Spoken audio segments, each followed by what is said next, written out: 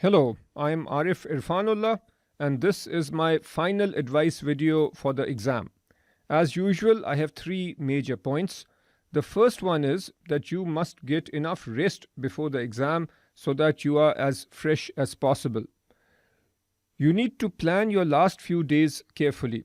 You need to have had enough rest and enough sleep before the exam so that you are fresh on exam day. As you know, it's a long exam, so your mind needs to be really fresh. To ensure that you have a fresh mind, you need to get enough sleep.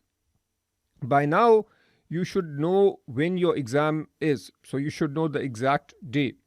Let's say that your exam is on Saturday. In this case, you should try to get a good rest on Friday night.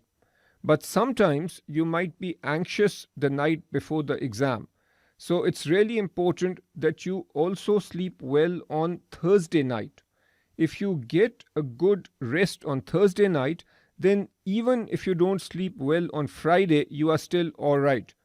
Most people can perform well on one bad night, but if you have had two bad nights where you spend Thursday night studying and then Friday night being anxious, then that's a big problem for Saturday.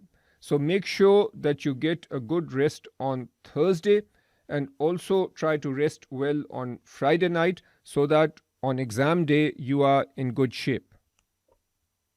The second point has to do with revision. At this stage, you should not be learning anything new. Hopefully, you've done all the past essay exams, the mock exams on the CFA Institute website and so on. Because if you are trying to do a difficult exam one day before Saturday and you get something wrong or you don't do well, then that creates unnecessary anxiety and you don't really have time to react. So the best thing to do at this point is to go over the questions that you've done in the past, to go over your mistakes. Make sure you learn from your mistakes so that you don't make the same mistakes on exam day. Also, make sure you know your formulas and your facts really well because there will be several questions on the exam where you will have to use those facts and formulas. So if you know those facts and formulas well, then many questions on exam day become relatively easy. The third point has to do with managing your time. Now, this is particularly important at level 3. I have seen many candidates over the years who had no issue with time at level 1 or level 2. But at level 3, with the essay exam, they struggled. So you need to be careful about this, especially if you are taking the level 3 exam for the first time. With every question, there will be an allocated amount of time. You need to be aware of that time and do everything possible to stick to those time limits. One of the most senseless things to do would be to spend too much time on a few questions and then leave out some other questions totally.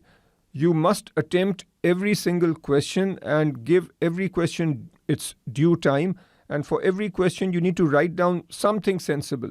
Even if you are not sure of the right answer, at least say something, because if you leave a question blank, then you get a guaranteed 0 for that question. But if you say something, then you might get some credit. So make sure you manage your time well. Now, if you've not done so already, you can listen to my advice videos on taking the level 3 exam. There I give some suggestions on how to manage time. And also on the CFA Institute website, there are tips on taking the essay exam. Make sure you go over those tips also. So that is it for now. Best of luck on your exam. This is your final major hurdle. I hope you clear this hurdle and get your charter. All the best.